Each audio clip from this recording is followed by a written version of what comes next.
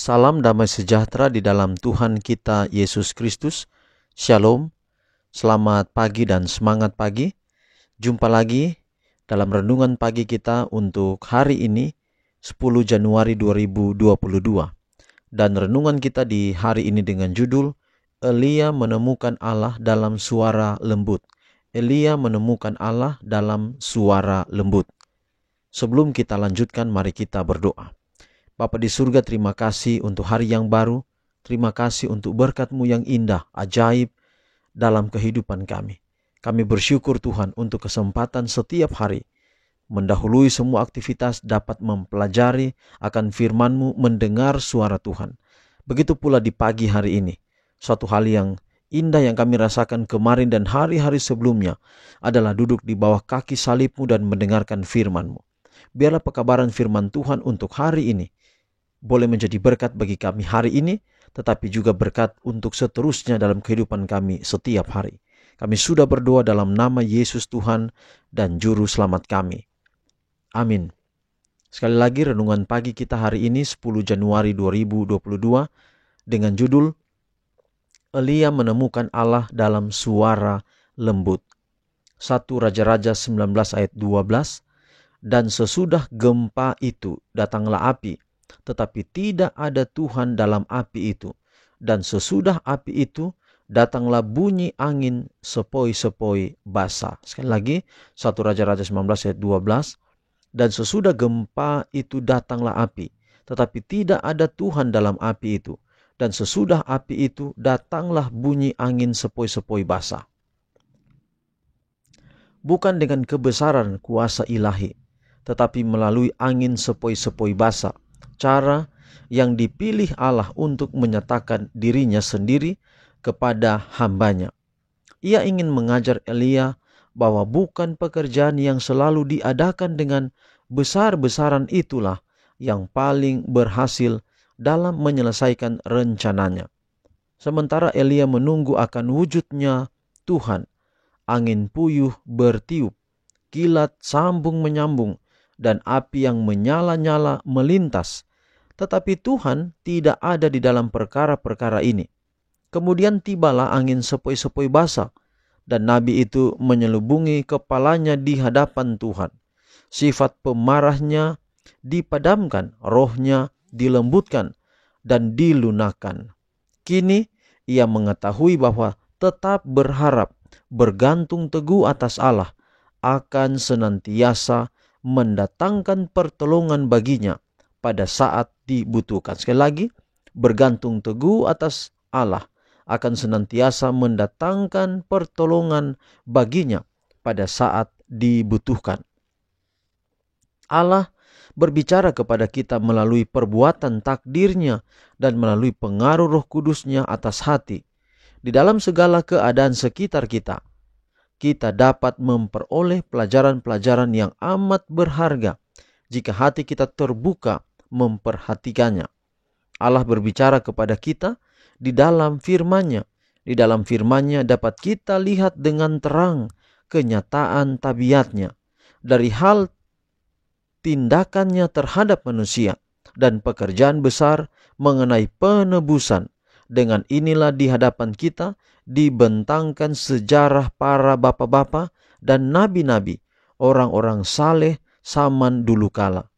Apabila kita membaca pengalaman-pengalaman mereka yang amat berharga dari hal terang dan kasih serta berkat yang mereka nikmati, dan dari hal pekerjaan yang dibawakannya melalui anugerah yang diberikan kepada mereka itu, maka roh yang menggerakkan mereka menyalakan api keinginan yang suci dalam hati kita, dalam tabiat sebagaimana mereka berjalan bersama Allah. Puji Tuhan, saudara, berkat hari ini yang kita boleh rasakan bahwa luar biasa Kristus dalam kehidupan kita. Kalau Elia ditolong oleh Tuhan, oleh Allah, di mana ketika tabiat yang tidak sempurna, saudara lihat ketika Elia Hamba Allah memiliki tabiat yang tidak sempurna. Hatinya dilembutkan. Hatinya dilembutkan. Jadi ketika hati dilembutkan, cara Allah melembutkan hati kita adalah dengan cara yang lembut pula. Ayat kita hari ini berkata, ketika ada gempa bumi, ada api, Tuhan tidak ada dalam api itu. Tetapi ketika bunyi angin sepoi-sepoi basah, di sana ada Tuhan. Bukan dengan kebesaran kuasa ilahi. Jadi ada waktu di mana hati Elia dilembutkan dengan suara lembut daripada Allah. Saudara, kita perlu mendengar suara lembut dari Allah. Jadi caranya adalah hati kita harus siap dengan lembut untuk mendengarkan suara Allah yang lembut itu. Tadi di bagian penting, bergantung teguh atas Allah akan senantiasa mendatangkan pertolongan baginya pada saat dibutuhkan. Kapan waktu-waktu yang lembut itu? Kapan waktu-waktu teduh untuk kita mendengarkan suara Tuhan? Markus 1 ayat 35. Kebiasaan Yesus waktu hari masih gelap. Jadi pagi-pagi benar, waktu hari masih gelap, dia pergi keluar, pergi ke tempat yang sunyi dan berdoa di sana. Kalau Yesus menggunakan waktu yang teduh, waktu yang suasana yang lembut untuk menenangkan hatinya, maka kita juga sebenarnya boleh mendapatkan hati yang lembut. Asal kita boleh mengambil waktu untuk mendengarkan suara Allah yang lembut di waktu yang teduh atau di pagi hari.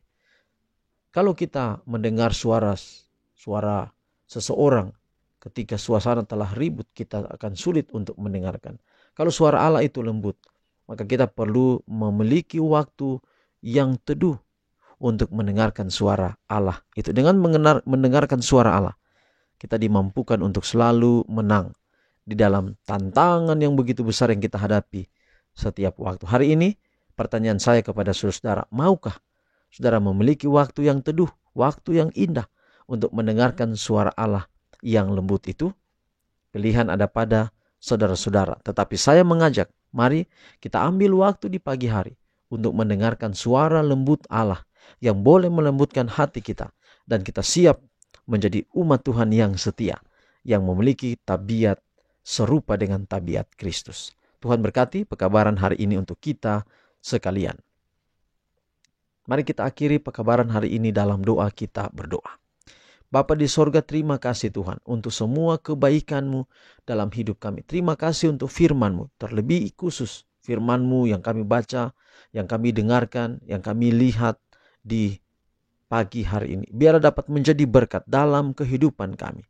Hamba doakan pendengar renungan di mana saja berada, Tuhan memberkati, agar dengan mendengarkan renungan firman Tuhan dikuatkan dan boleh tetap setia kepada Tuhan. Hamba juga doakan khusus ada seorang ibu, yaitu Ibu Shirley Pongo. Tuhan berkati ibu ini ketika dia mendengarkan firman-Mu, membaginya dengan orang yang lain. Banyak orang terberkati. Ajakan kepada semua pendengar renungan harian melalui doa ini, Tuhan memberkati agar tidak hanya mendengarkan, tapi dapat menjadi perpanjangan tangan untuk pekabaran ini sampai kepada setiap telinga yang rindu mendengarkan firman-Mu. Terpuji nama Tuhan, dalam nama Yesus kami telah berdoa. Amin. Saudaraku, demikian pekabaran hari ini. Tuhan memberkati kita semua. Sampai jumpa besok. Shalom.